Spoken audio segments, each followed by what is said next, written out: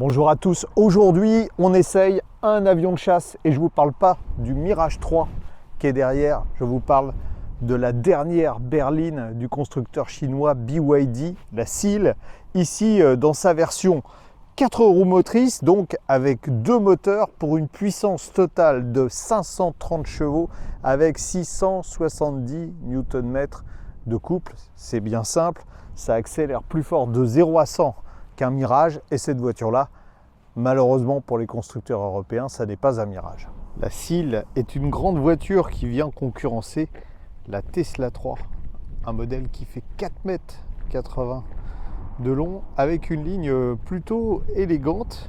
C'est vrai que les voitures chinoises ont maintenant beaucoup plus de caractère qu'à l'époque. On notera qu'on a toutes les dernières technologies, en particulier les feux full LED, et puis on sent que l'aérodynamique a été soignée pour baisser les consommations.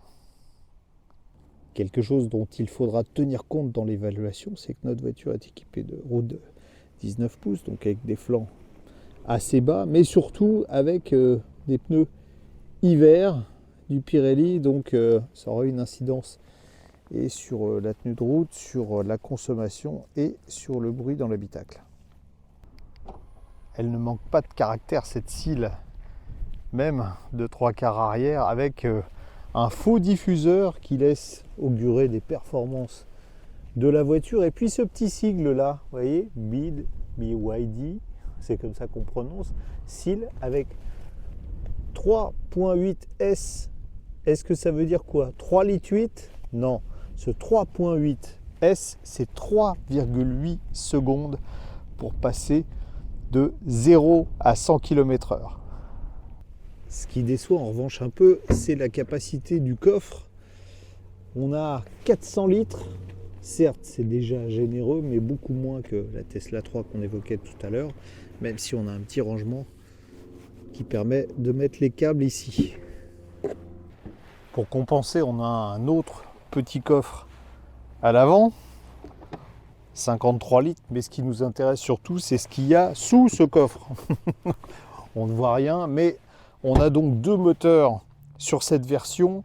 Et ce qui est intéressant, c'est que BYD a repris le schéma de Tesla en matière de moteur. Donc on a deux moteurs avec des technologies différentes. À l'avant, un moteur asynchrone et à l'arrière, un moteur synchrone pour une puissance totale, asseyez-vous, de 530 chevaux, 670 Nm de couple. Le tout alimenté par une batterie de 82,5 kWh. La particularité, c'est que c'est du lithium phosphate de fer, simplement parce que BYD est le premier producteur mondial de ce type de batterie. À préciser aussi que BYD fabrique à la fois les moteurs, la voiture, la batterie, enfin absolument tout, y compris la pompe à chaleur.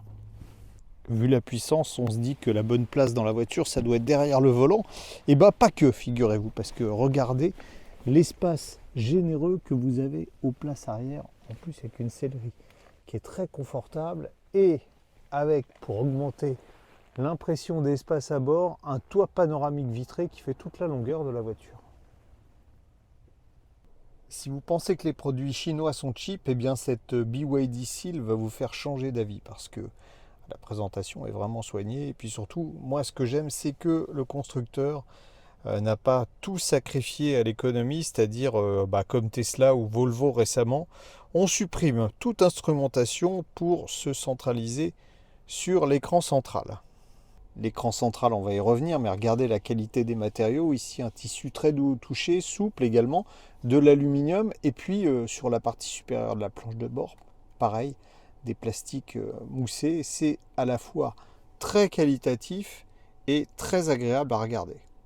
Ce qui est top, c'est qu'on a conservé un tableau de bord face au conducteur avec les infos essentielles. Et en plus, c'est doublé par un système d'affichage tête haute. Et d'habitude, je râle parce qu'avec des lunettes à verre polarisant, bien, on ne le voit pas. Et bien là, ils ont même pensé à ça, figurez-vous. Contrairement à Tesla, le constructeur chinois a conservé des commodos. Ça reste bien pratique. On a aussi beaucoup de commandes au volant.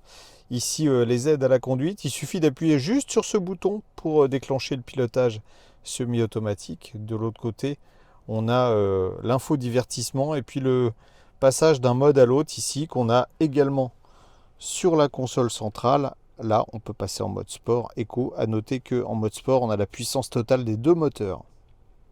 Toujours sur cette console, on a un bouton physique pour le volume de la radio et puis quelques raccourcis pour la clim. Et enfin, là, le bouton de démarrage. 2 grands espaces avec chargeur à induction pour les téléphones portables. On en revient au gros morceau, c'est l'écran central, avec, pour impressionner les passagers, cette possibilité-là, vous l'avez ou horizontale ou verticale. On préférera dans ce sens-là, puisque si vous avez les fameux verres polarisés sur vos lunettes, il est lisible dans ce sens-là, mais pas lorsqu'il est vertical. Les menus sont assez simples d'accès, ça fonctionne comme un smartphone. Voilà, vous avez les menus ici, c'est très intuitif. On a de belles images du véhicule. Il faut aller 5 minutes pour prendre en main tout ça, ce qui n'est pas le cas dans tous les véhicules. Même, il y a un petit raccourci ici, même pour enlever les aides à la conduite. Ça peut aller assez vite. On sélectionne ici ADAS et on a les assistances à la conduite. Suppression du maintien dans la voie et puis surtout, voilà, celui-là, pour que la voiture ne fasse pas bip en permanence quand vous dépassez même d'1 km/h la limitation de vitesse. On a aussi un assistant vocal qui marche pas mal. Hi BYD. Allumez la ventilation du siège. D'accord, j'active la ventilation de siège. Et ça marche. Notre modèle Excellence est extrêmement bien équipé avec des sièges qui sont à réglage électrique et surtout avec, vous le voyez, un revêtement qui fait penser à du cuir. C'est même plus doux que du cuir, des sièges qui sont également chauffants et ventilés. Quand on prend le volant, après avoir lu la fiche technique, on a évidemment le pied droit qui chatouille, on a envie d'écraser l'accélérateur pour aller taquiner la bête. Mais il suffit de rouler quelques kilomètres pour se rendre compte qu'on peut apprécier cette BYD Seal pour d'autres choses, en particulier pour sa douceur de conduite. On est bien installé, les sièges sont confortables. J'aurais peut-être préféré un tout petit peu plus de moelleux pour la suspension. On a une suspension adaptative mais pas une suspension active et ça mériterait sur les petites bosses, les petits trous, les réactions sont un peu sèches, paradoxalement moins sur les ralentisseurs, on le testera tout à l'heure, mais cette voiture est en même temps silencieuse et c'était pas gagné avec les pneus hiver qui doivent être un peu plus bruyants que des pneus été. C'est très agréable à rouler gentiment. Alors on va en profiter pour tester à la fois une rue mal pavée, c'est vraiment des pavés et c'est mal pavé. On n'est pas trop secoué, mais on sent bien que c'est un petit peu ferme. Et puis là, on va avoir un ralentisseur. Le paradoxe, c'est que ça passe mieux sur le ralentisseur que sur les pavés. Il faudra sans doute mettre, pour arriver au confort des meilleures berlines de la catégorie, en particulier allemande, avoir une vraie suspension active sur la prochaine version. Là où ça commence à devenir jouissif, c'est lorsqu'on a besoin de dépasser, même si on n'a pas beaucoup de place, il suffit d'écraser l'accélérateur, regardez. C'est juste une balle de fusil avec les 670 Nm de couple. On est collé au siège. C'est absolument incroyable comme sensation. Et en plus, on a cette sensation de pousser qui ne s'arrêtera jamais avec une grande douceur en même temps. La force tranquille, aurait-on dit à une autre époque. Ce qui surprend également, c'est qu'on a un engin qui fait 2 tonnes 2 et quand on arrive dans les virages, si on écrase l'accélérateur, d'abord on a toujours cette sensation de pousser incroyable, quelle que soit la vitesse de la voiture, ça reprend, c'est vraiment génial, 530 chevaux je vous rappelle, et vous voyez, dès que je pose le pied sur l'accélérateur, je suis calé au siège et en plus à aucun moment avec les 4 roues motrices on a le sentiment que la voiture va prendre le dessus. c'est facile à contrôler. Je dirais presque que c'est sécurisant. Alors, c'est plaisant, ça se conduit comme une petite GTI, mais qui fait 530 chevaux et 2 tonnes 2. Voilà. Allez, un petit coup d'accélérateur encore. Waouh! Pour le fun, je me suis arrêté sur une aire d'autoroute. On va se faire un petit démarrage. Plein pot. C'est parti.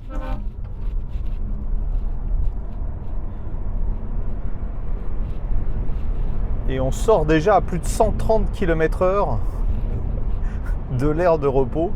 Je ne sais pas si vous voyez la puissance de l'engin. On a senti une petite amorce de dérapage des roues et pourtant le bitume est bien sec et la température est de 18 degrés. Donc rien qui permettrait de faire patiner des roues normalement. Sur l'autoroute, on est à une consommation moyenne de 24 kWh au 100 km. Bon, on n'a pas de chauffage, il n'y a pas de vent. On a les pneus hiver, ça doit faire consommer un peu plus, mais l'un dans l'autre, on arrive à une consommation à peu près normale. C'est très raisonnable, c'est peut-être un peu plus qu'une Tesla 3. Mais la voiture tire avantage de ces deux moteurs parce que là, sur l'autoroute, on a un moteur donc avant asynchrone et un moteur arrière synchrone. Et là, je pense, c'est mon analyse perso, mais je pense que je ne suis pas loin de la vérité, je pense que sur autoroute, on utilise plus le moteur avant asynchrone, donc qui, à haute vitesse, finalement, est plus économique en énergie pour rouler à la vitesse de 130 km/h. Ça permet d'avoir une consommation très mesurée, comme le fait d'ailleurs Tesla sur ses voitures. On est calé avec le pilote automatique qui marche d'ailleurs pas mal à 110 km/h pour mesurer le niveau sonore. Je ne sais pas si vous voyez bien, on est à 63,9 décibels. C'est un bon résultat, hein. Voiture électrique silencieuse. Pas de bruit aéro, quelques légers bruits de roulement, mais ça c'est sans doute dû à la monte pneumatique Pirelli. Hein. C'est pas que les Pirelli sont bruyants, c'est qu'on est en pneu hiver et donc un pneu hiver ça fait toujours un peu plus de bruit. Donc on aurait sans doute un résultat qui serait peut-être encore un décibel meilleur avec des pneus été. Donc c'est vraiment une voiture silencieuse. C'est intéressant en étant sur route, donc en respectant scrupuleusement la limitation de vitesse. Regardez, on est à une consommation moyenne, on la voit affichée là avec le diagramme, de 15,9 kWh au 100 km pour un engin de ce gabarit. C'est extrêmement raisonnable. En ce qui concerne l'autonomie, le constructeur nous dit 530 km en cycle WLTP. On a fait 235 km, on est à 50% du niveau de la batterie, donc ce qui veut dire qu'on n'atteindrait pas tout à fait 500 km en ayant roulé pas trop vite. Bon, certes, j'ai fait quelques accélérations, on a fait aussi de l'autoroute à 130 km/h, donc on va dire que l'autonomie réelle serait de 350 km sur autoroute et entre 400 et 500 km suivant votre façon de rouler sur la route. Il y a quelque chose de surprenant, pas dans le bon sens, et là c'est avec cette BYD Seal, c'est que pour de la charge, alors en courant alternatif on est à peu près comme tout le monde à 11 kW, mais en courant continu avec une batterie qui délivre en crête jusqu'à 390 kW, le constructeur nous annonce simplement 150 kW de vitesse maxi de charge. J'avoue que je ne comprends pas très bien pourquoi une telle différence entre la puissance qu'est capable de délivrer la batterie et la puissance qu'elle est capable d'encaisser en charge rapide. Donc 150 kW, c'est beaucoup moins par exemple qu'une Tesla 3 qui va grimper à 230 kW, the finger in the nose. Cette BYD Seal, c'est une machine à sensations, des sensations diverses. Ça peut être la joie, quand on prend le volant et qu'on décide d'écraser le champignon, un peu un champignon hallucinogène avec des performances qui décoiffent vraiment supérieures d'ailleurs aux Tesla équivalentes. Ça peut être de la joie quand on voit le tarif, parce que pour des performances et des prestations comme ça, parce que je n'inclus pas seulement les accélérations, j'inclus aussi la présentation intérieure, le confort qui pourrait peut-être être un tout petit peu meilleur quand même avec une vraie suspension pilotée, mais pour un tarif de 49 990 €, bah, c'est tout simplement imbattable, même si aujourd'hui cette voiture chinoise n'a plus droit au bonus écologique en France. Et puis la dernière sensation, c'est la sensation de peur. Pourquoi? Parce qu'on se dit qu'en très peu de temps, les Chinois ont fait des progrès considérables. Et là, il y a quelques défauts sur la voiture, en particulier la vitesse de charge qui est moins bonne que certaines de ses concurrentes. BYD fabrique absolument tout sur les voitures et ils ont un temps de réaction qui est extraordinaire par rapport à ce que peuvent faire les constructeurs occidentaux. Donc, il y a fort à parier que la SEAL 2, si elle existe, aura résolu ses problèmes, aura une vitesse de charge supérieure à la concurrence, aura une batterie encore plus performante, etc., etc. Et ça, je vous avoue, franchement, ça fout la trouille.